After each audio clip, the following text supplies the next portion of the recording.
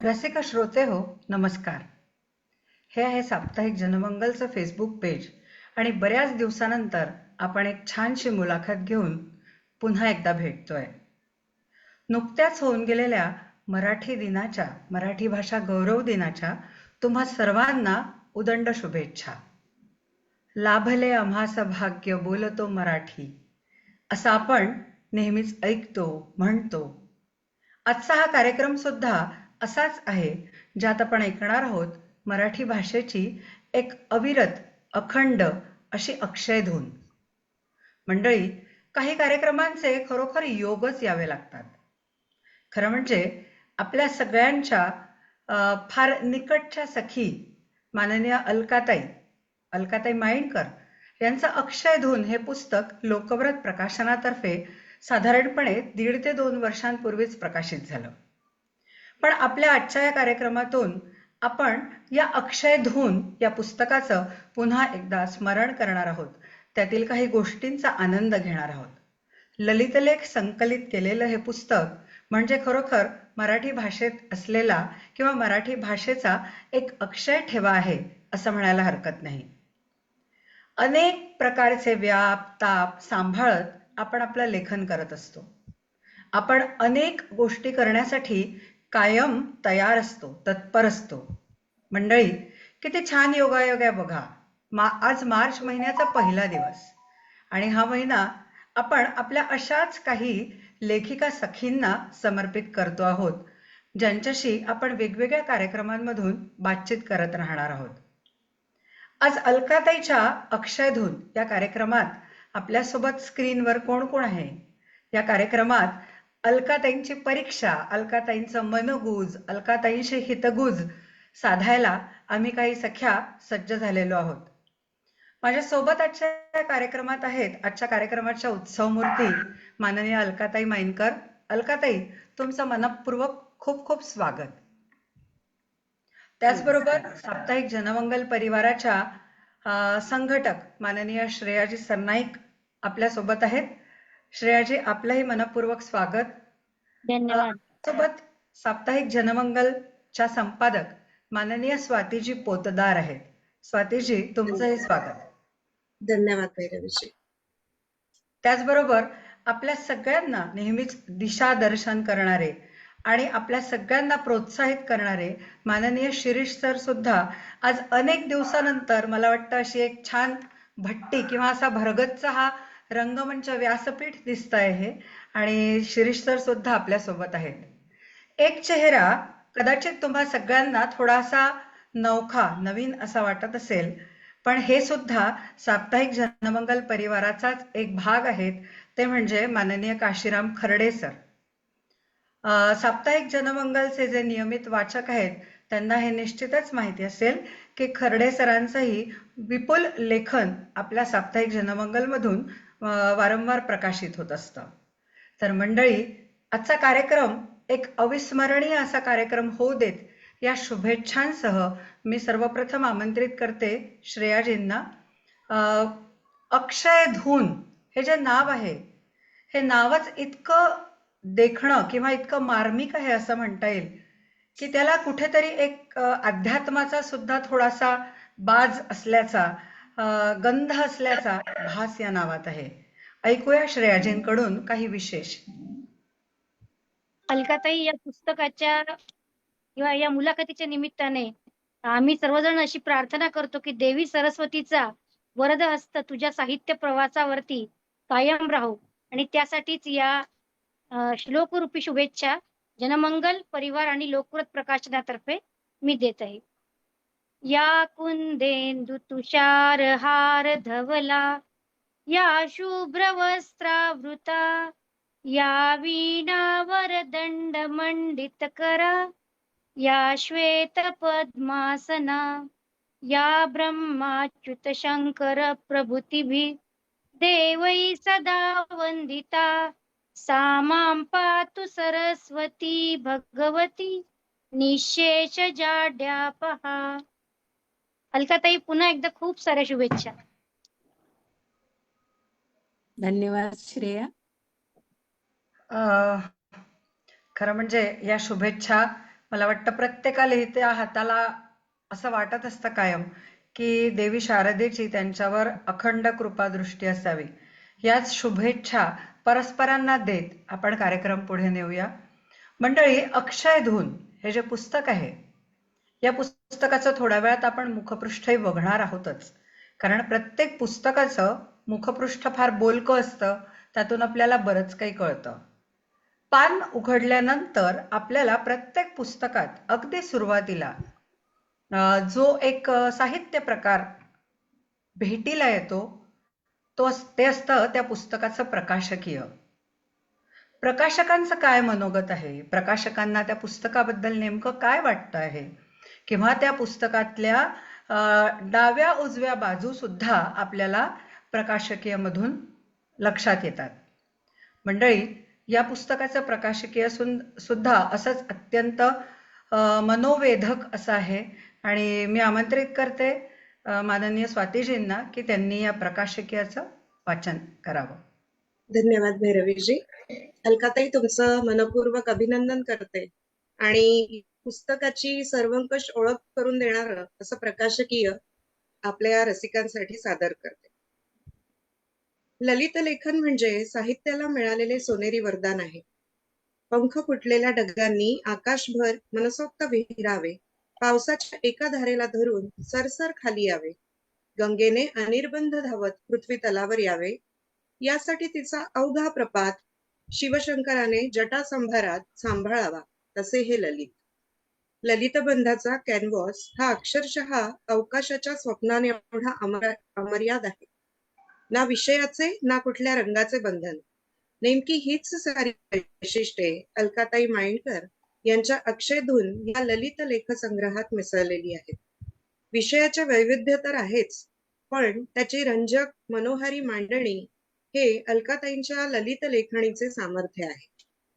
हळूवार तरल गोठवून टाकणाऱ्या संवेदनशीलतेने लिहिलेले हे लेख रसिक वाचकाला नवपंख बहाल करतील याची खात्री आहे. वाचता वाचता मनावर नकळत संमोही गारुड करून त्या आपल्या अक्षरविश्वात रसिकांना खेचून नेतात. हे ललितबंध लिहिताना अलकाताई खूप नेमकेपणाने मागणी करतात की जखमा उरी बाळगाव्या, जगणे व्हावे सुकर, जखमा झेलताना सुद्धा हवी सुगंधाची झालर. जखमाही तितक्याच आपलेपणाने सांभाळून ठेवता याव्यात असे मानणाऱ्या अलकाताईंनी मनाची क्लिष्टता अचूक ओळखली आहे. मनाचे हळवेपण हे मनाचे दौर्बल्य नसते याचे पूर्ण भान त्यांना आहे, पण तरीही मनाला स्थिर करण्यासाठी त्या अंकुश ठेवायला सांगतात. हा अंकुश विवेकाचा आहे. हा अंकुश वेळीच घातला नाही तर आयुष्यात त्याचे चांगले परिणाम होत नाहीत, असा वैधानिक इशाराही त्या अत्यंत सरळ भाषेत मनाला देतात.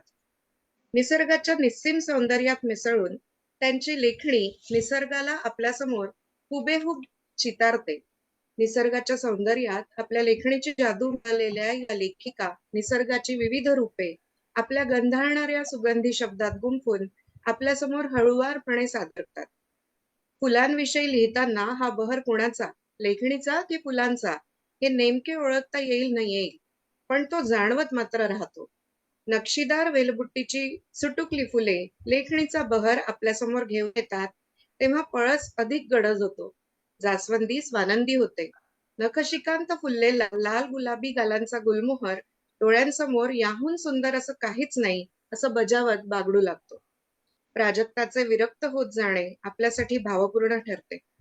चांदणवेडी लेखणी अत्यंत सहजपणे भावनांच्या अथांग समुद्रात नौकानयन घडवते. खालील ओळी लिहिताना अलकाताई प्राजक्ताची बहरण्यातली परिपूर्णता आणि दुसऱ्या देण्यातले समाधान अधोरेखित करतात. त्या म्हणतात, सकाळी अंगणातला प्राजक्त फुलांचा सडा टाकून मोकळा होतो. रीत होण्यातलं समृद्धपण तो किती सहजपणे दाखवतो. आयुष्यावर लिहिताना अलकाताई आयुष्यालाच नदीची उपमा उगाच देत नाही. आनंदाने जगण्याचे गहन तत्वज्ञान तुम्हाला आम्हाला कळेल अशा सोप्या भाषेत सांगताना त्या लिहितात, दुःखाचे धागे मिळून आयुष्य बनत असतं. क्षण वेचायचे आनंदाचे, दुःखात रडायचं नसतं. आपल्या लेखनातून अलकाताई जगताना आनंदाचा वसा कसा सांभाळायचा, आनंद ओटीत कसा घ्यायचा हे अतिशय रसाळपणे मांडतात. त्यांच्या लेखातून भेटायला येणारी राधा वाचताना तर आपण मंत्रमुग्ध होतो. खरे तर राधा हा विषय कोणालाच नवा नाही. राधा ही व्यक्तिरेखा प्रत्येकाच्याच जीवापासची आहे. परंतु अलकाजींची राधा वेगळी आहे, आपलेसे करणारी आहे. वाचता वाचता नकळत आपण राधामय कधी होऊन गेलो हे आपल्यालाही कळत नाही. हेच त्यांच्या ललितगुप्त शैलीचे सुयश आहे. कोवळ्या लालसर पोपटी पानावर दवबिंदू गोळा करावेत, तसा अक्षयचा प्रवास आतून सुरू होतो. वाटेत अनेक सुखाचे धागे विणत आपल्या हाती येत. अलकाताईंच्या वाचनीय चिंतनीय लेखातून त्यांनी सुखाच्या धाग्याचे महत्व मर्मज्ञपणे सांगितले आहे. लेख वाचून त्याचे मनन करताना आपल्याच मनातील आजवर दुर्लक्षित त्या सुखाच्या धाग्यांकडे जाते आणि आपल्या श्रीमंतीचा साक्षात्कार होऊ लागतो. अक्षयधून या संग्रहातील मेघदूत ते स्मिता पाटील, पाऊस ते आठवणी, विविध फुले अशा अनेक हळव्या विषयांचे ललितबंध मनाला मोहात पाडतात. हे लेख क्षणिक मितीतले नाहीतच. म्हणूनच अक्षयधून हे एका बैठकीत वाचण्याचे पुस्तक नाही. कोणतेही पान उलगडून पुढ्यात आलेल्या लेखाच्या मितीत एक स्वैर फेरफटका मारल्यावर मनाला मिळालेल्या प्रसन्नतेचे बोट धरले तर अख्खा दिवस हा सकारात्मकतेने घालवू शकू, त्या शब्दांची प्रवाही धून आपल्यालाही वाहते ठेवेल. अलकाताईंच्या या पहिल्या पुस्तकासाठी त्यांचे मनपूर्वक अभिनंदन. रसिक वाचक त्यांच्या पुस्तकाचे आत्मीयतेने स्वागत करतील असा विश्वास वाटतो. रसिकाभिलाषी, लोकवत प्रकाशन, पुणे. वा असे हे प्रकाशक आहेत. वा, फार सुंदर.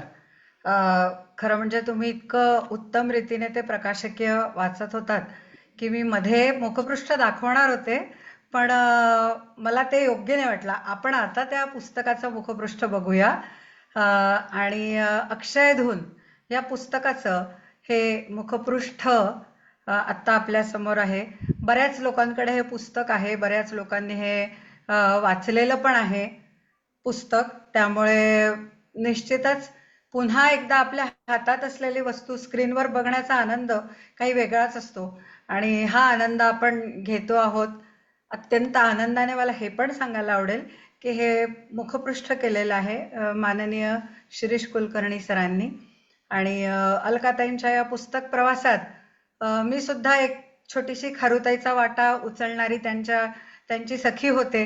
तेव्हा मला पण थोडासा एक मोह आहे. मुलाखतीला सुरुवात करण्यापूर्वी त्यांचा एक छोटासा ललित लेख, आपण असं म्हणतो बघा मराठीत, किती सुंदर शब्द आहेत पहा मराठीत, की आपण एखादा योग, त्याला आपण काय म्हणतो, मणिकांचन योग किंवा दुग्ध शर्करा योग असा शब्द प्रयोग आपण करतो. तसाच मला आता इथे एक आपली म्हण आठवते, शीतावरून भाताची परीक्षा.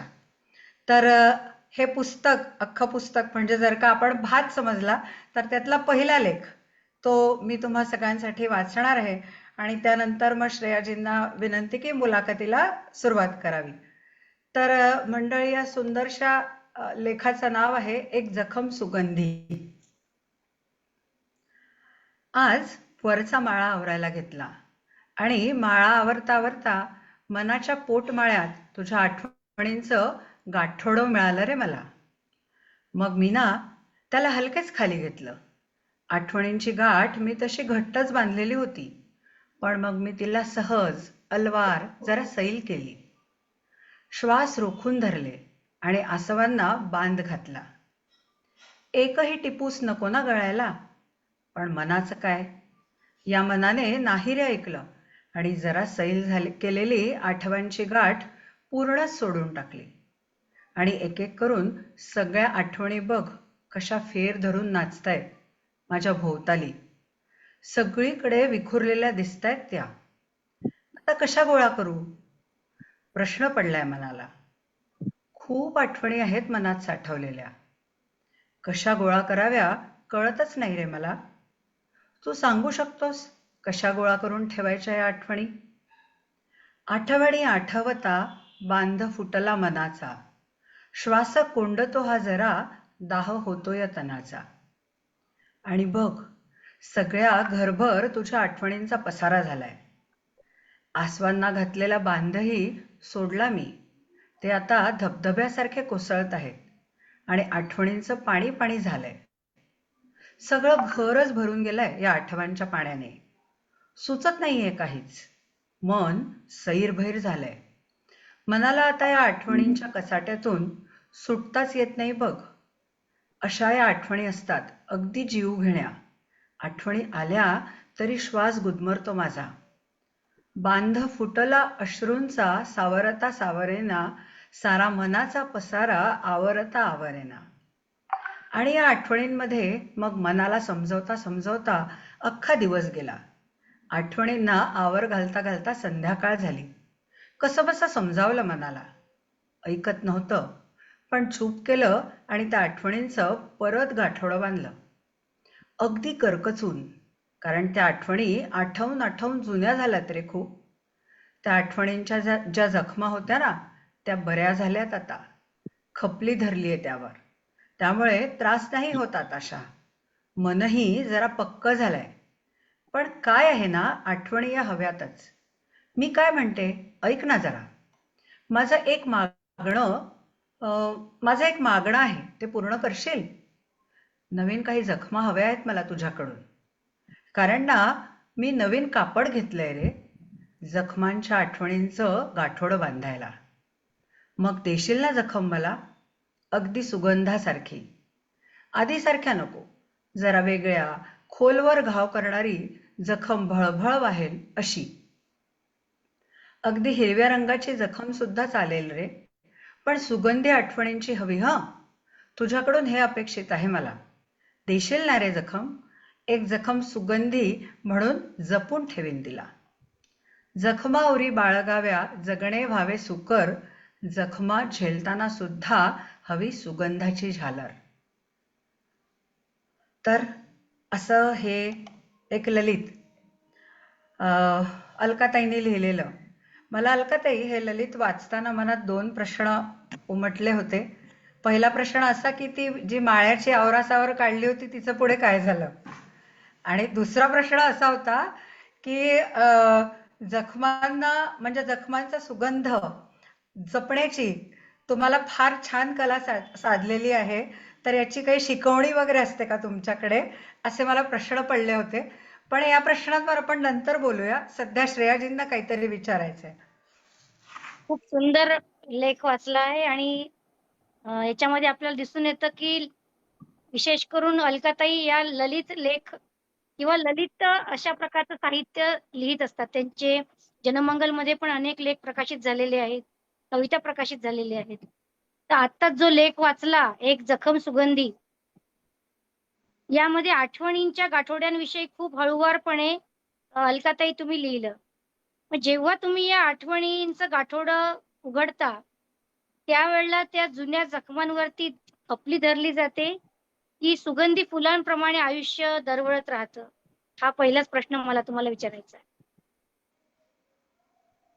माणसाचं आयुष्य हे कडूगोड आठवणींचं एक गाठोडं असतं. काही आठवणी या जखमा देऊन जातात आणि काही आठवणी म्हणजे निरंतर आठवाव्या असं वाटतं. तर काही आठवणींवर खपली धरलेली असते. तर मला असं वाटतं, खपली धरली तर धरू द्यावी. कारण खपली काढली तर परत जखम होणार, परत भळभळणार.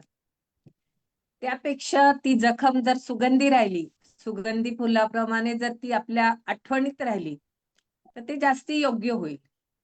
त्यामुळे जखम ही सुगंधीच राहावी असं मला वाटतं. वा. अक्षयधून नाव जेव्हा सगळ्यात पहिल्यांदा ऐकलं त्यावेळेला मला आठवते की जसं जनमंगलच्या कुटुंब प्रमुख बोरगावकर मॅडम यांचं पण एक पुस्तक अनाहत नावाने प्रकाशित झालेलं आहे. तर तोच एक प्रकारचा नाद सतत गुंजत राहतो असं दर्शवणारं हे नाव आहे अक्षयधून. हे नाव तुम्ही काय निवडली? या नावामध्ये आपल्याला एक निरंतरता जाणवते. मग आयुष्यामध्ये कोणती धून आहे की जी कधीच संपत नाहीये आणि जिने तुम्हाला हे पुस्तक लिहिण्यासाठी प्रेरणा दिली, अशी कोणती गोष्ट आहे की तुम्हाला सांगावीशी वाटते इथे?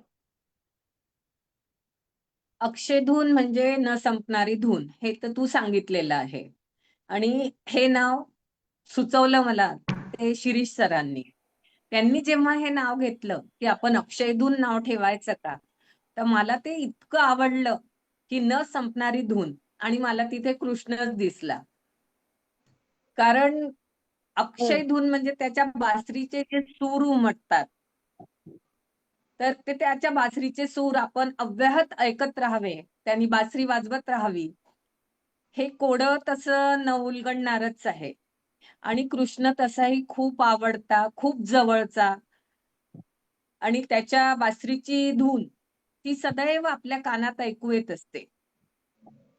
तर जेव्हा ह्या पुस्तकामध्ये मला माझ्या बाबांविषयी लेख लिहायचा होता, तर त्यावेळेस हीच धून माझ्या कानामध्ये सतत वाजत होती की काय करायचं, बाबांविषयी कसं लिहायचं.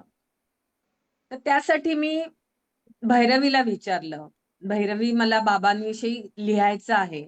आणि माझे बाबा संघाचे होते. संघ 3 वेळा जेलमध्ये गेलेले माझे बाबा, आणि गुरुजींसोबतच त्यांचा संघ प्रवेश झाला. तर माझ्या मनामध्ये त्याच्यासाठी पण वेगळं नाव होतं. तू संघ संघ जप मंत्र निजांत राहत, असं हे एक माझ्या डोक्यात होतं. पण मी भैरवीला विचारल्यावर भैरवी म्हणाली, नाही, आपण याला नंदादीप हे नाव देऊया. आणि मग ते होणारा नंदादीप असं हे नाव दिलं मी त्या लेखाला.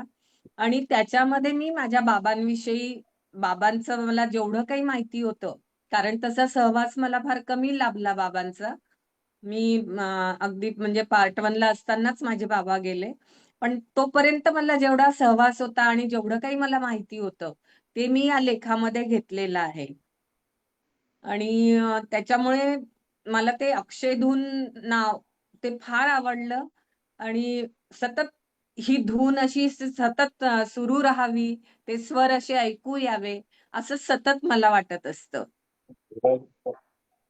आणि हा, बोल बोल. हा, अलकाताई, तुम्हीच हा कंटिन्यू करा, काय सांगत होतात ते. हा. हा, आणि हे ललित जेव्हा पूर्ण झालं बाबांवरचं लिहिलेलं, त्यावेळेस मग मला एक प्रकारची शांतता अनुभवली मी, की बस आता हे आपलं म्हणजे पूर्ण झालं. आणि ह्या पुस्तकाचं माझं स्त्रोत जे आहेत ते आहे खर्डे सर. खर्डे सर आणि आम्ही एका ग्रुपला होतो आधी.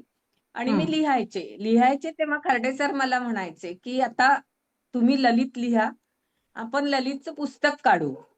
पण ते म्हणजे ललित त्यांनी बघितले, पण ते असं काही म्हणजे पुस्तक काढू असं काही मनात आलं नाही.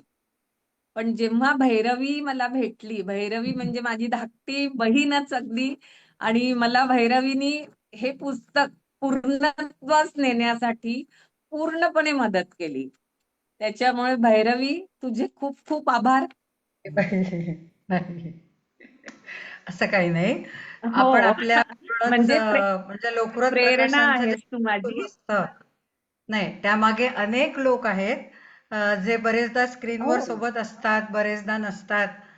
ज्यामध्ये माणिकताई आहेत, हम्म. वैष्णवीजी आहेत. फार मोठी टीम आहे. हो हो. ती म्हणजे आपला हो रिक्षाने पुस्तकं इकडून तिकडे पोहोचवणारा जो आपला ऑटोवाला दादा असतो, त्याचा सुद्धा तेवढाच महत्वाचा सहभाग असतो. त्यामुळे कुठलंही पुस्तक होणं, बरोबर. आणि निश्चितच प्रत्येकाला जी शिरीष सरांकडून प्रेरणा मिळते लेखनासाठी, ती फार वेगळी प्रेरणा. म्हणजे ते अगदी आपलं पुस्तक किंवा लेखकाचं समाधान होईपर्यंत काय काय त्यांना बदल हवे आहेत, कसं हवं आहे, ते एवढी मेहनत घेतात त्याच्यावर की ते बघूनच आम्हाला नवीन काम करायला आणखीन आम्ही पण उद्युक्त होतो. अलकाताई, हो तुमच्याशी अशा गप्पा गोष्टी सुरू राहणारच आहेत. पण जसं तुम्ही म्हणालात की काशीराम खर्डे सर पण आज इथे उपस्थित आहेत, आणि जनमंगल परिवारात सुद्धा ते जोडल्या गेलेले आहेत. तर आपण त्यांचं मनोगत ऐकूया, या पुस्तकाविषयी त्यांचं नेमकं काय मत आहे ते ऐकूया, आणि मग पुन्हा पुढे जाऊया. काशीराम सर, आपण आमंत्रित आहात.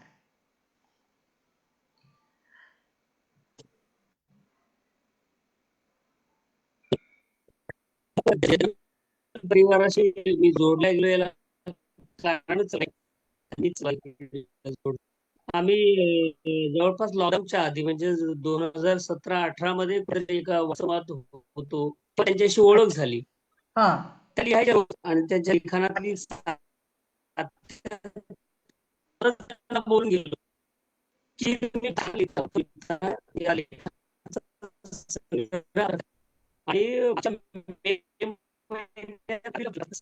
संमेलनामध्ये त्या होत्या म्हणून त्यांनी मला हे पुस्तक दिलं. अच्छा. आणि पण त्यांच्या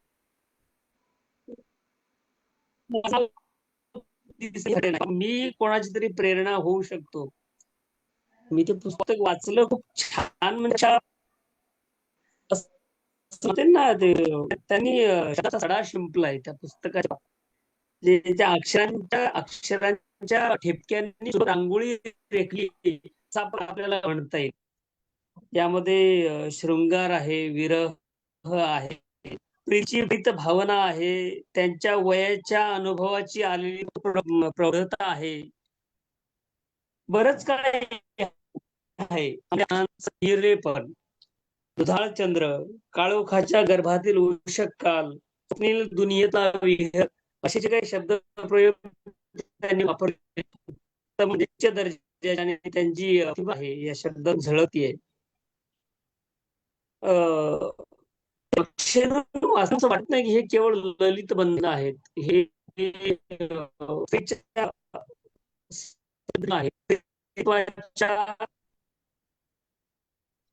रेंगाळ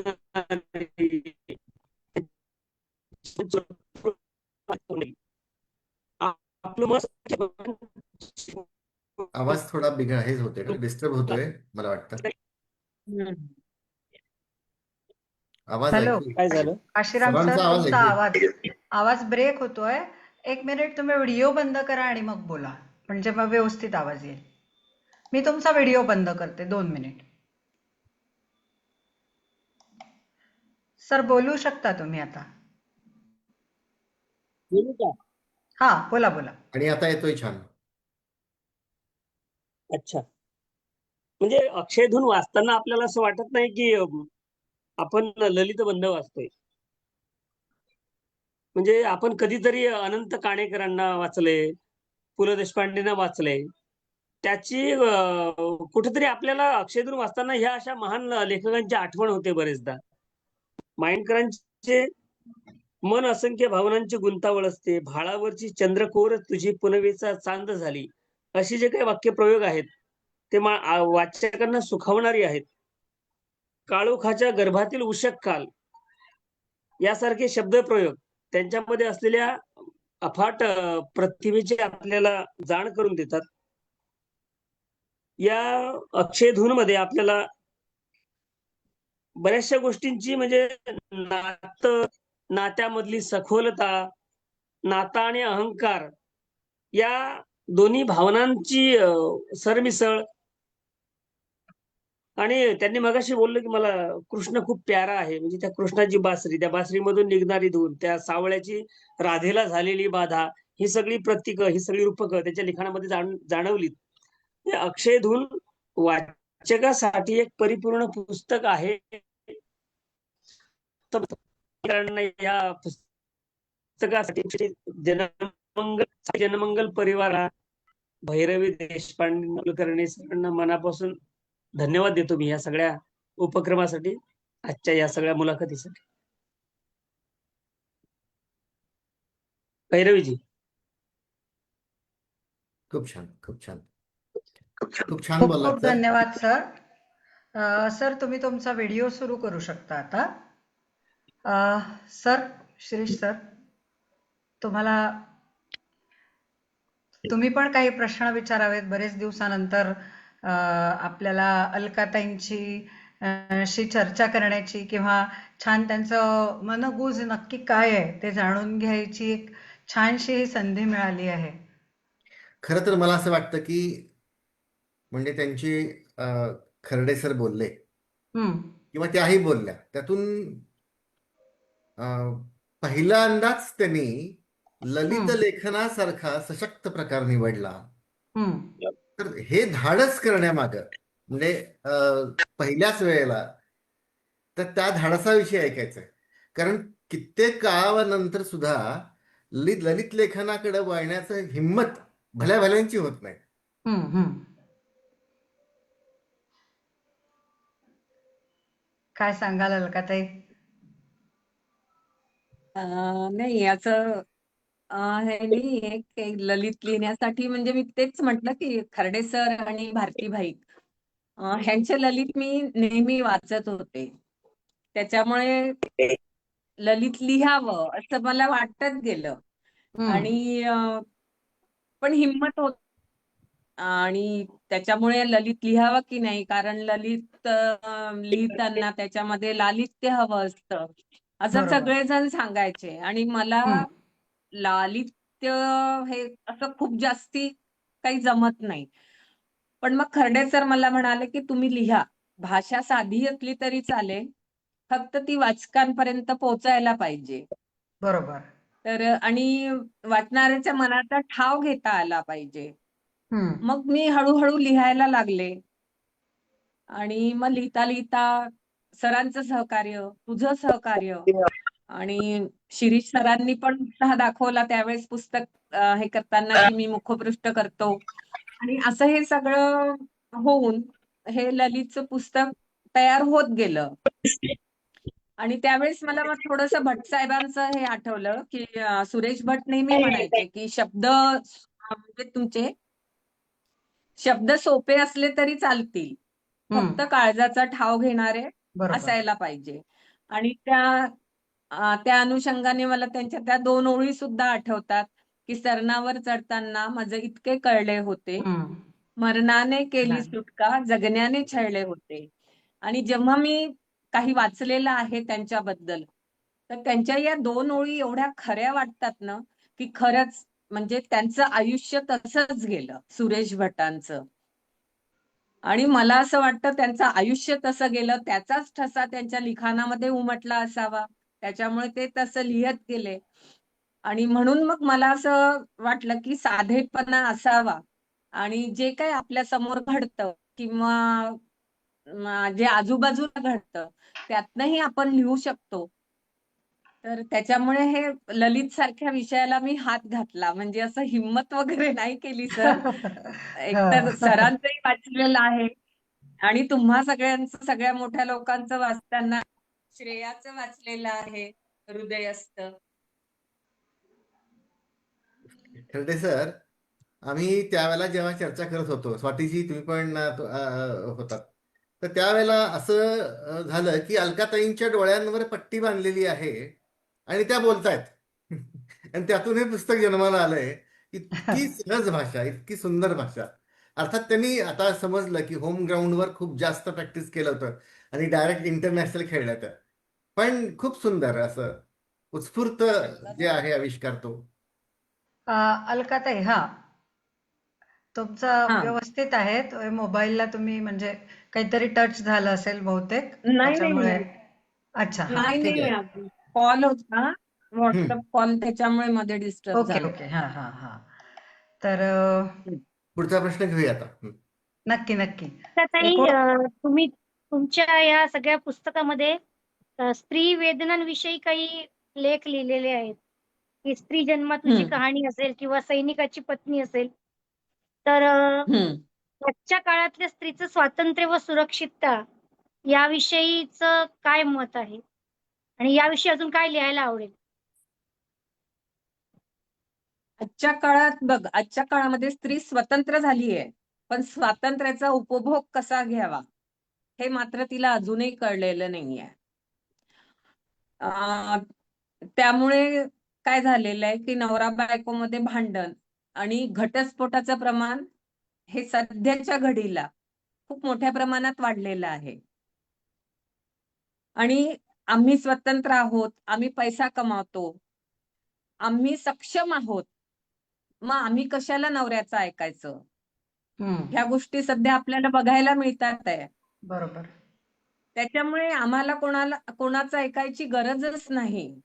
हे जे त्यांच्या मनामध्ये बिंबवल्या गेलेलं आहे किंवा बिंबवल्या जात आहे. आणि मुलींना आता आजकाल जे कायदे निघाले आहेत त्याच्यामध्ये इझिली घटस्फोट मिळतो. त्याच्यामुळे म्हणजे ते म्हणजे स्वतंत्र जरी असल्या तरी मला असं वाटतं की म्हणजे असं हे नाहीये, ते स्वातंत्र्याचा उपभोग घेता येत नाही त्यांना, तो वेगळ्या प्रकारे घेतला जात आहे. बरोबर. आणि आजच्या स्त्रीबद्दल म्हणाल तर आजची स्त्री ही सुरक्षित नाहीये. एक तर कुठल्याही वयाची स्त्री असू दे, 3 वर्षापासून 80 वर्षापर्यंत स्त्री ही सुरक्षित नाहीये. तिच्यासाठी कायदे भरपूर केले गेलेले आहेत, पण त्या कायद्याचा तिला पाहिजे तसा उपयोग होत नाहीये. कारण जेव्हा अशा काही घटना घडतात तेव्हा तिला न्याय मागताना सुद्धा न्याय मिळाला म्हणजे 2 दिवस सगळं होतं. 2 दिवस मोर्चे काढतात, सगळेजण खूप भरभरून बोलतात त्याच्यानंतर, आणि त्याच्यानंतर मात्र त्याच्यावरती काहीच बोलणं होत नाही आणि ते सगळं तिथल्या तिथे ते दबल्या जातं. तिला न्याय मिळायलाही म्हणजे मिळतच नाही. तर त्याच्यामुळे ती सुरक्षित नाहीये, मला असं वाटतं. तर तिला बरोबर. सुरक्षितता मिळणे हे फार गरजेचं आहे. बरोबर. आणि ती सुरक्षितता एक आई आपल्या मुलीला मिळवून देऊ शकते. तिला सक्षम बनवायचं, तिला सुरक्षिततेचे धडे शिकवायचे, तिला वाईट स्पर्श, चांगला स्पर्श ह्या गोष्टी शाळेतनं किंवा घरातनं सुद्धा तिला कळायला पाहिजे. आणि ह्याच्यावर लिहावं असं मला खूप वाटतं. बघूया पुढे याच्यावर पण लिखाण हो, होईल. महत्वाचा आणि आणि त्यासाठी गरजेचा असा विषय आहे हा. बरोबर. गरजेचा विषय आहे तो. खरंय. अलकाताई, त्याच्यामुळे ते तुमच्या याच्यावरती लिखाण व्हायला पाहिजे. आणि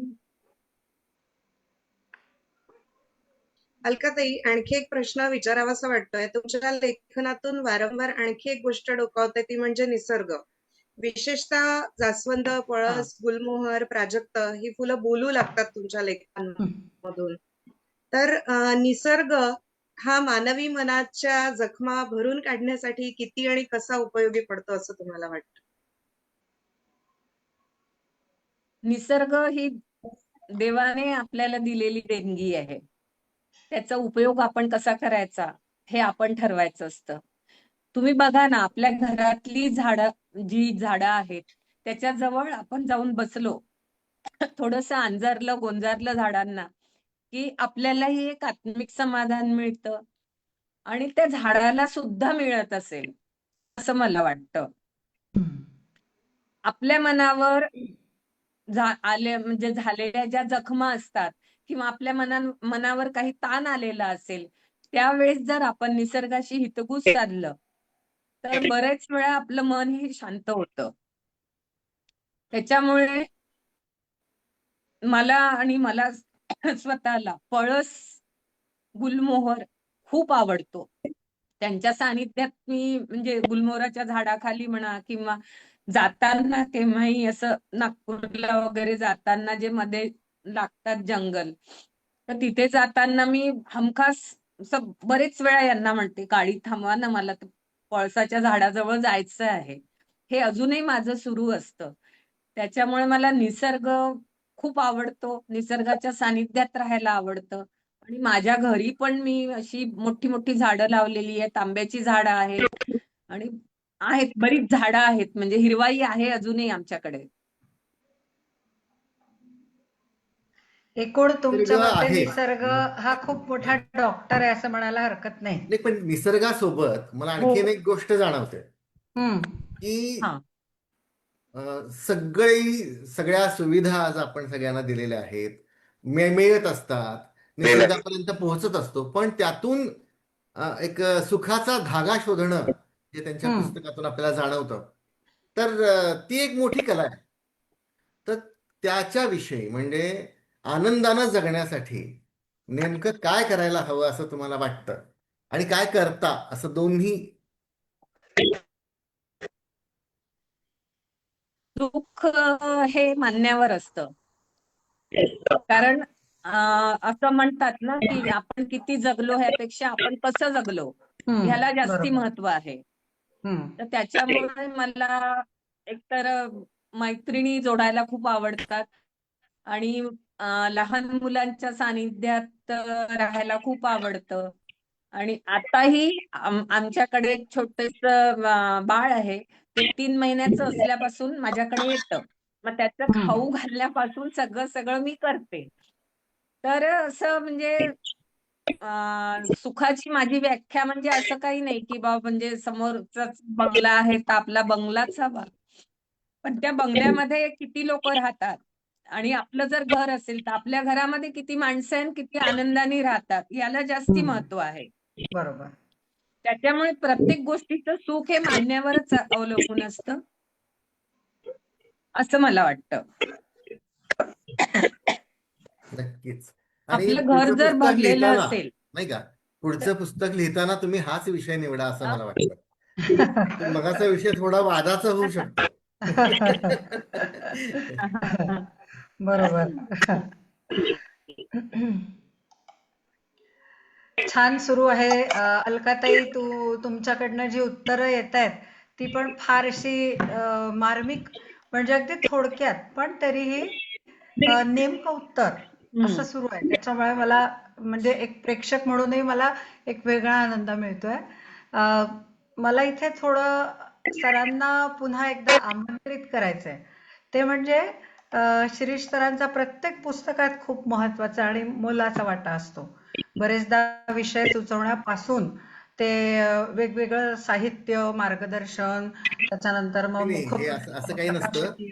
जेव्हा पुस्तक येतं ना, म्हणजे हे तुमच्या जनमंगलची किंवा लोकव्रत प्रकाशनाची संस्कृती आहे.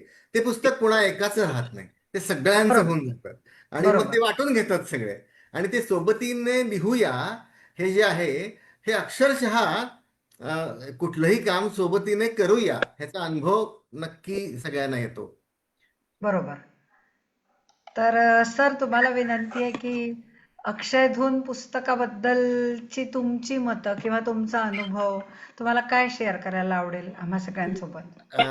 पुष्कळ काही बोलण्यासारखं आहे. जसं मग अशी म्हणलं की डोळ्यावर पट्टी बांधून त्यांनी त्या बोलत होत्या आणि ते हा पुस्तक हा. तयार झालं असं वाटतं. तसं अक्षय धूनचं एका वाक्यात जर वर्णन करायचं असेल हम्म. तर संवेदनशील मन आहे हम्म. आणि त्याचं प्रतिबिंब म्हणजे हे पुस्तक आहे. बरोबर. अक्षरांच्या पलीकडं हम्म. जाऊन लेखकाला वाचायचं असतं. आणि म्हणजे हे कर्तव्य आहे वाचकांचं, की हम्म. लेखकांच्या मनाशी संवाद होत राहतो. तर तसं अलकाताई खूप म्हणजे आता त्यांचं एवढं पुस्तक लोकप्रिय होण्याचं पण हेच कारण आहे की त्यांची लेखणी ही सगळ्यांनाच जवळची वाटली. हम्म. पण त्यांनी या पुस्तकात एक कबुली दिली आहे, म्हणजे त्याला आपण प्रांजळपणा असं म्हणतो, की यात कठीण शब्द नाही वापरता येत मला, पण साध्या सोप्या भाषेत लिहू शकेन एवढा विश्वास माझ्या मनात आहे. अच्छा. हे खूप सामर्थ्य दर्शवणारं वाक्य आहे. म्हणजे त्यांनी लिहिताना असं लिहिलंय की मी कठीण शब्द, जड शब्द, म्हणजे या सगळ्या गोष्टी, म्हणजे ललित तरलता जी आली आहे, आपलेपणा जो आला आहे, सोपेपणा जो आला आहे, ते त्यांच्या साध्या सोप्या सहज शब्दांमुळे आला आहे. तर बरोबर. त्याच्यामध्ये लिहून जातात त्या. पण त्यामुळे काय होतं की अक्षयधून थेट, म्हणजे ती भाषा इतकी जवळची होते आपल्याला की ते थेट काळजाला भिडून जातं. निसर्ग हा त्यांचा कुटुंब आहे. हम्म. म्हणजे प्राजक्त जेव्हा जमिनीवर सडा टाकतो हम्म. तेव्हा त्यातल्या रित होण्यातल्या समृद्धपणाचा धडा त्या अनुभवतात आणि त्याच वाचकांना देतात. हम्म. म्हणजे खूप काही असं, म्हणजे काही काही मला सांगता येईल की पळसाच्या फुलांना त्यांनी संसारात पोळलेल्या संतांची उपमा दिली आहे. हम्म. म्हणजे त्या निसर्ग काही म्हणजे फक्त पाहतात असं नाही, त्या जगतात. हम्म. तेही जाणवतं आपल्याला. त्यांचं मला या पुस्तकातलं छान वाटतं ते की आठवांचा नंदादीप हे लेख वाचताना वाचकाच्या डोळ्यातून, म्हणजे आपल्याही डोळ्यातून पाणी येतच. आपल्या वडिलांच्या बद्दलचा आदर, त्यांच्या सामाजिक आणि राजकीय संघर्षाबद्दलची त्यांनी दिलेली माहिती, आणि त्यांच्या संस्कार आणि त्यांच्या संस्कारांची शिदोरी अतिशय छान त्यांनी सांगितलेली आहे. मग हा एकच आहे असं नाही, पण सैनिकाची पत्नी, कुटुंबासाठी स्वतःचं अस्तित्व बाजूला ठेवणारी स्त्री, खूप म्हणजे हे लिहिणं आहे ना, म्हणजे आपल्या भावनांना वाट मोकळी करून देणं आहे. सुखाच्या शोधामध्ये खरंच वणवण फिरत असताना त्या सांगतात की सुखाचा धागा मनाच्या कोपऱ्यातच दडलाय.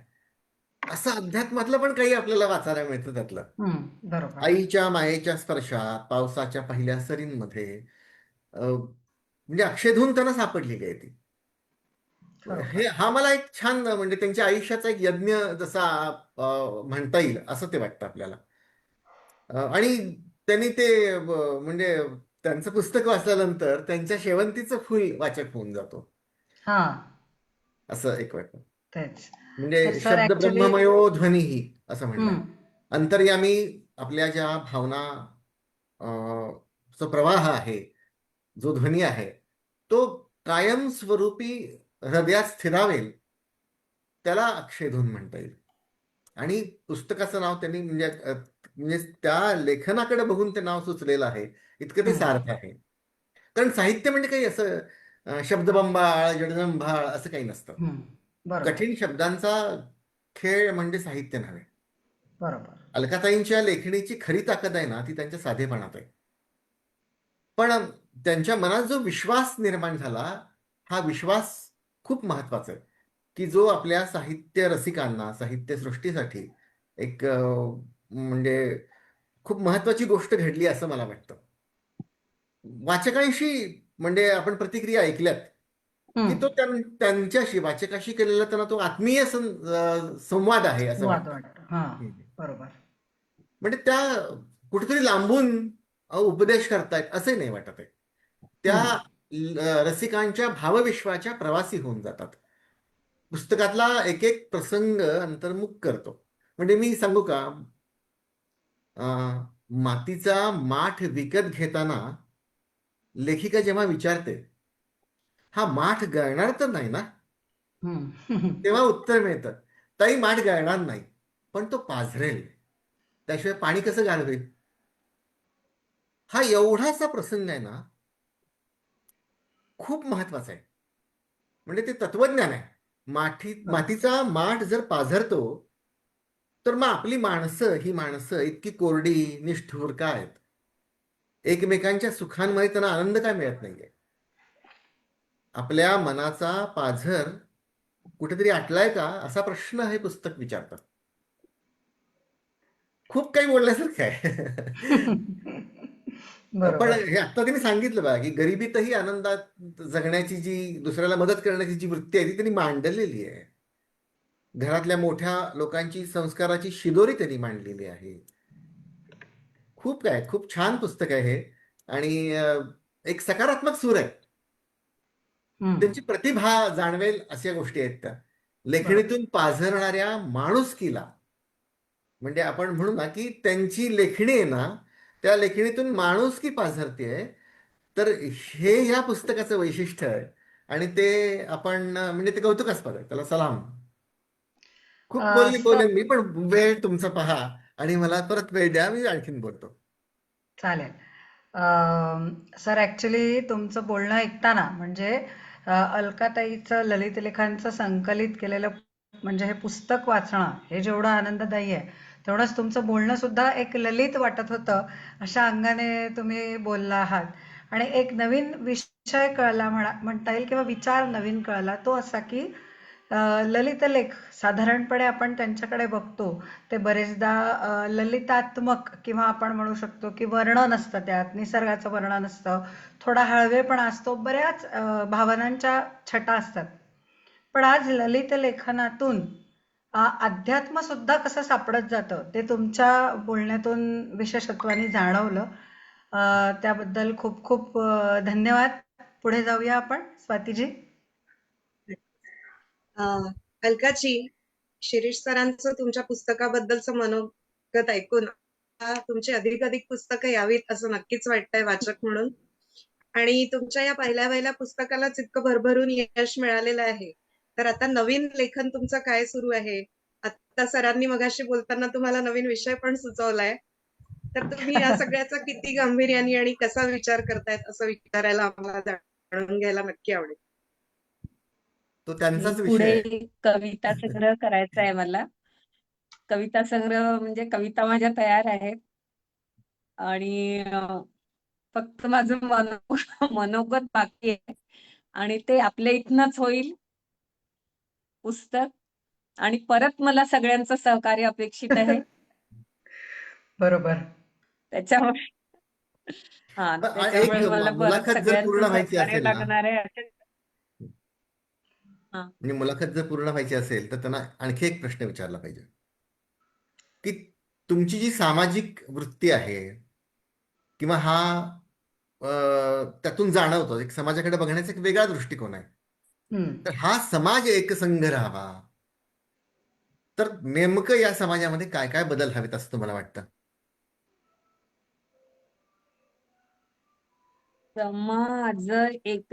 समाज एकसंध राहण्यासाठी आता असं झालेलं आहे की आपल्या इथे समाज एकसंध राहण्यासाठी सगळ्यात अगोदर तर मला असं वाटतं की कुणावरही राजकारण लादू नका.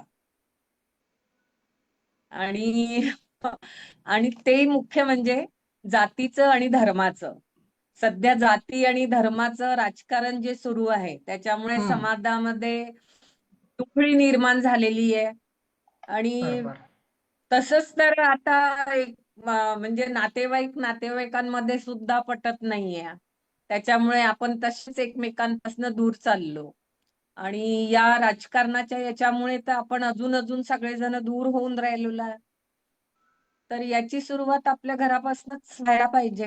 घरातले नाते संबंध आपण जेव्हा काही व्यवस्थित करू तेव्हा आपण लोकांना 4 गोष्टी सांगू शकतो किंवा म्हणू शकतो.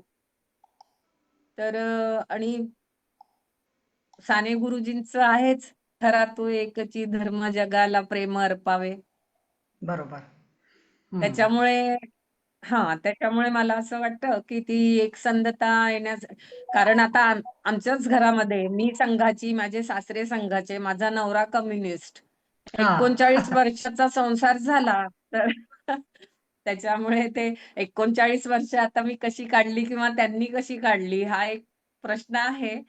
नाही पण नाही, राहिलो सोबत, दोन्हीकडेही म्हणजे एकसंधता राष्ट्रप्रेम, होती सगळ्या दोन्हीकडेही गोष्टींमध्ये. सामाजिकता तेवढीच आहे. ती हो. म्हणजे विचार एकच आहे. तो तुमचे पक्ष वेगळे, विचार वेगळे असला तरी काही फार ते मी खूप जवळून दोन्ही विचार माहिती आहेत मला. हम्म. बरोबर आहे सर. कुणालाच सांगता येत नाही काय हरवलं काय उरलं. कुणालाच सांगता येत नाही काय हरवलं काय उरलं. हसण्यामागे लपलेलं दुःख हळूच मनातच विरलं. हसण्यामागे लपलेलं दुःख हळूच मनातच विरलं. लोक म्हणतात मजबूत आहेस, लोक म्हणतात मजबूत आहेस, पण आतून मात्र तुटले गेलो. लोक म्हणतात मजबूत आहेस, पण आतून मात्र तुटले गेलो. स्वतःलाच सावरताना कधी, स्वतःलाच विसरलेलो. स्वतःलाच सावरताना कधी, स्वतःलाच विसरलेलो. असं हे आपलं आयुष्य झालेलं आहे सध्या. त्याच्यामुळे असं वाटतं की समाजात जर एकसंधता असेल तर आनंदाने नांदू शकू आपण समाजामध्ये. खरंय. आणि त्याच्यासाठी म्हणजे तुम्ही जे विचार मांडलेत ते पण अत्यंत मार्मिक आहेत की नेमकी परिस्थिती कशी झालेली आहे आज. राजकारण, समाजकारण, म्हणजे समाजकारण आपण विसरत चाललोय आणि राजकारण सगळीकडे येत चाललंय. तर अलकाताई, सगळीकडे. शेवटी तुम्ही ही जी आत्ता कविता ऐकवलीत, ही कविता ऐकल्यावर ना मला खात्री पटली आहे की तुमचं येणारं जे कवितांचं पुस्तक असणार आहे ते सुद्धा असं छान घवघवीत यश मिळवणारं पुस्तक राहणार आहे. आणि मला एक आणखीन तुम्हाला त्याच्या मनोगतासाठी मागे लागण्याची जबाबदारी आपली. हो, मग काय. या व्यासपीठातर्फे मला तुम्हाला एक काय म्हणता येईल की विनंती करायची आहे की आपण ते पुस्तक प्रकाशित झालं रे झालं, म्हणजे पुस्तक हातात आलं की आपण लगेचच त्याचा प्रकाशन समारंभ घेऊया. निदान ऑनलाईन का होईना चालेल चालेल. आणि त्यातल्या कवितांचा सुद्धा आपण छान आस्वाद घेऊया सगळे मिळून. कार्यक्रम तसा शेवटाकडे चालेल. आलेला आहे. श्रेयाजी, तुम्हाला काही विचारायचं आहे? कारण बोलताना ऐकताना हो, मनात खूप मुखपृष्ठ प्रश्न पाहिले तयार मी. होतात. हा, हा, बोला बोला. अक्षय या शब्द जण पण याचा येते खूप याच्यामध्ये ना वेगवेगळे रंग असे एकत्र दिसतात आणि नाही वाटले मुखपृष्ठ नीट असं तुमचा आवाज ना थोडा विणले ब्रेक होतोय श्रेयाजी. असतं नाही. खूप सुंदरच आहे मुखपृष्ठाविषयी सर तुम्ही पण सांगा आणि अलकाताई तुम्ही पण हॅलो आवाज श्रेयाजी, एक मिनिट, तुम्ही पुन्हा एकदा प्रश्न विचारा. हा आवाज येतोय. हा, आता येतोय. मी हा व्हिडिओ बंद मुखपृष्ठ केलाय तुमचा, 2 मिनिट.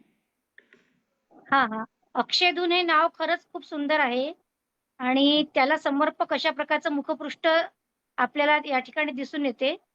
तर याच्यामधलं जे काही मुखपृष्ठावरचं चित्रासारखं जे आहे ते असं कुठल्या रांगोळीच्या ठिपक्यांसारखं नाही, तर एखाद्या विणलेल्या धाग्यांनी जे एखादी कलाकृती असते तशा प्रकारचं मला वाटलं. तर याविषयीचं मत मला सरांकडनं पण ऐकायला आवडेल, प्रकाशकांकडनं आणि अलकाताईंकडनं पण ऐकायला आवडेल की या मुखपृष्ठाविषयी त्यांना काय वाटते दोघांना पण.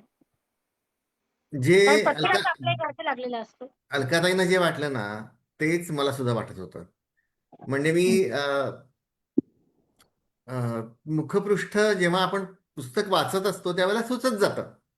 पण या वेळेला मात्र अ, असंच गाई, बासरी, तो हिरवा रंग, हिरवा निसर्ग आणि त्या एकंदरीतच त्या वेगळ्या वेगळ्या कल्पना होत्या.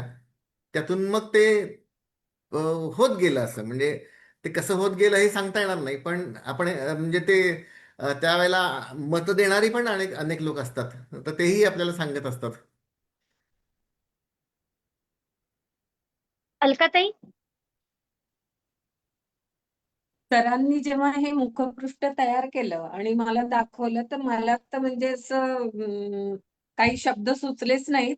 कारण ते एवढं अप्रतिम झालं होतं की आणि सरांनी मला 3-4 पाठवले होते. पण त्यातलं मला हे खूप भावलं. मला असं वाटलं की एक मुलगी उभी आहे आणि तिला तिच्या मनातले विचार ती सगळीकडे म्हणजे मनातल्या विचारांची म्हण किंवा मनात जे काही चाललंय तिच्या तर तशी ती रंगाची उधळण करते आहे. तो निसर्ग पण आहे. तर ती ती मला ते फुलंही आहेत तिथली. हा आणि तो एक परीघ आहे एक त्याच्यामध्ये ती. मला ती जादूची छडी सारखं वाटत आहे. हा मॅजिक वॅन्ड असते ना फेअरी टेल मधली हम्म. तशी. हा हा हा हा तर तेच मला म्हणजे तेच हे वाटलं की ते म्हणजे काही असं म्हणजे मुक्त हस्ताने रंगाची उधळण करणारी ती. तर त्याच्यामुळे मला ते खूप आवडलं. पाहिल्यानंतर मी म्हणजे भैरवीलाही सांगितलं होतं तिने पाठवल्यानंतर की नाही हे मुखपृष्ठ मला फार आवडलेलं आहे आणि आपण हे ठेवूया. तर वा. त्याच्यामुळे ते आणि छान झालंय ते. खूप सुंदर, अप्रतिम, नितांत सुंदर आहे ते. म्हणजे अगदी पुस्तक रंगसंगती पण अशी. बघितल्यानंतर ते मनाचा ठाव घेतं. हा, बरोबर. इतकं छान झालेलं आहे. प्रसन्न वाटणार असं असं आहे ते. खूप प्रसन्न हा, वाटणारं आहे ते. म्हणजे त्याच्यामुळे ते पुस्तकाचा जो बाज आहे, प्रसन्नता किंवा आनंद, तो हम्म, बाज त्या हम्म, मुखपृष्ठातून प्रतिबिंबित होतो हम्म, नक्कीच. प्रतिबिंबित होतो. अलकाताई, खरं म्हणजे हम्म, तुम्ही छान उत्तरं दिलेली आहेत प्रश्नांची, पण तरी अजून एक छोटासा आपला एक खेळ बाकी आहे. गंमत करूया थोडीशी. मी तुम्हाला रॅपिड फायरचे हा काही चालेल. प्रश्न विचारणार आहे आणि यावेळेस ते प्रश्न अक्षरशः माझ्याखेरीज इतर कुणालाच माहिती नाही आहे. त्यामुळे जर आवडले तरी श्रेय माझं, पण आवडले नाही तर मग विसरून जायचं. तर अलकाताई, प्रश्न सोपे आहे. एका शब्दात उत्तर द्यायचं आहे, पटापट. ओके, करायची चालेल. सुरुवात. हा हं. हा चालेल. अं, काय आवडतं, सांज की पहाट? सांज. पळस की गुलमोहर? पळस. भूत की वर्तमान? वर्तमान. साहित्य की सिनेमा? सिनेमा. अलगुज अलगुज की नुपुर? अलगुज. समुद्र की आकाश? समुद्र. ललित की काव्य? काव्य. होळी की दिवाळी? होळी. अरे वा. तर अलकाताई, ही पण उत्तरं खूप छान दिलेली आहेत आणि मजा आली छान बोलताना आणि तुमची मतं ऐकताना. मुळात आपली हीच इच्छा आहे, हाच प्रयत्न आहे की हा जो साहित्याचा यज्ञ आपण लोकव्रत प्रकाशनाच्या नावाने म्हणा किंवा साप्ताहिक जनमंगलच्या नावाने म्हणा सुरू केलेला आहे, त्यात आपल्यासारख्या अशा अनेक लिहित्या हातांनी संविधा टाकाव्यात आणि हा यज्ञ कायम असाच अखंड पेटता असावा. मंडळी, निरोप घेतोय तुमचा, मात्र निरोप घेण्यापूर्वी एक आवाहन मला आवर्जून करायला आवडेल. ते असं की असे अनेक कार्यक्रम साप्ताहिक जनमंगल तर्फे, लोकव्रत प्रकाशनतर्फे वारंवार घेतले जातात. तुम्ही सगळ्यांनी त्या कार्यक्रमांना उदंड प्रतिसाद द्यावा. तुमच्या ज्या सूचना असतील त्या आमच्यापर्यंत पोचवाव्यात. दर रविवारी आपलं साप्ताहिक, मराठी साप्ताहिक आणि महिन्यातून एकदा आपलं इंग्रजी मासिक प्रकाशित होतं. मंडळी, लेखनाचा आनंद जर खरोखर आपल्या सगळ्यांना घ्यायचा असेल तर त्याच्यासाठी सगळ्यात महत्त्वाची गोष्ट आहे ती म्हणजे वाचन. तेव्हा वाचन करत राहा. आमचं इंग्रजी मासिक वाचा, मराठी साप्ताहिक वाचा. त्याचबरोबर दर रोज वेगवेगळ्या ग्रुप्सवर काही वेगवेगळ्या प्रकारचे आध्यात्मिक, सामाजिक आशयांचे लेख प्रकाशित होतात. तर या सगळ्यांना मनापासून दाद देण्याचा मार्ग म्हणजे तुम्हा सगळ्यांच्या आम्हाला मिळणाऱ्या कमेंट्स, तुमचे सगळ्यांचे आमच्यापर्यंत पोहोचणारे प्रतिसाद आणि वाचनातून तुम्ही आम्हाला करून दिलेली आमच्या चुकांची जाणीव, हे सुद्धा. तेव्हा नुकताच मराठी भाषा गौरव दिन आपण अगदी 2 दिवसांपूर्वीच साजरा केला आहे. तेव्हा पुन्हा एकदा ह्याच आठवणीसह आपण निरोप घेणार आहोत.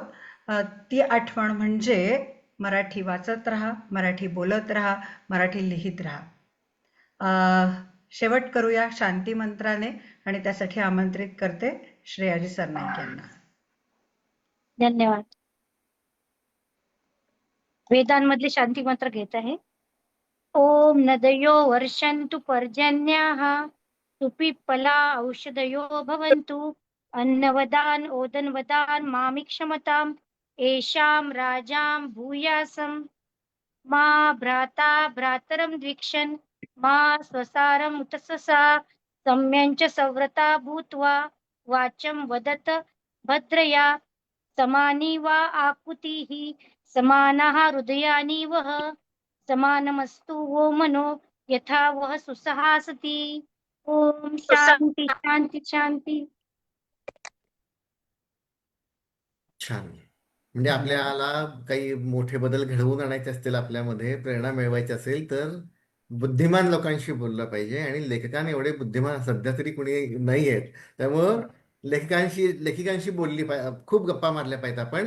पण लेखिकेंनी किंवा लेखकांनी देखील हे लक्षात ठेवलं पाहिजे की आपण जेवढं लिहितो ना तसं बोललं पण पाहिजे. तर असे खूप छान कार्यक्रम झाला. खूप धन्यवाद अलकाताई. एक छोटीशी स्वातीजी फॉर्मॅलिटी, आणि खर्डेसर ती पण. म्हणजे आभार.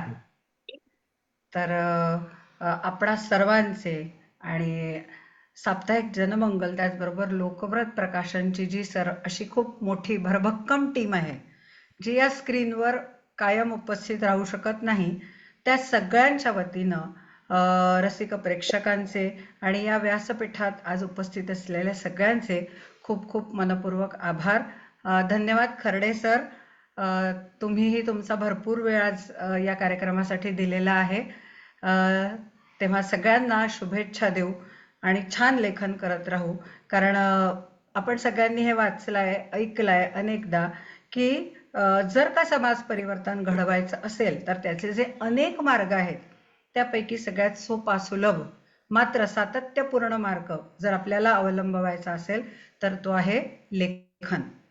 तेव्हा आपणही हा प्रयत्न करत राहूया आणि अलकाताईला खूप साऱ्या शुभेच्छा देत थांबूया. धन्यवाद. शुभरात्री. धन्यवाद.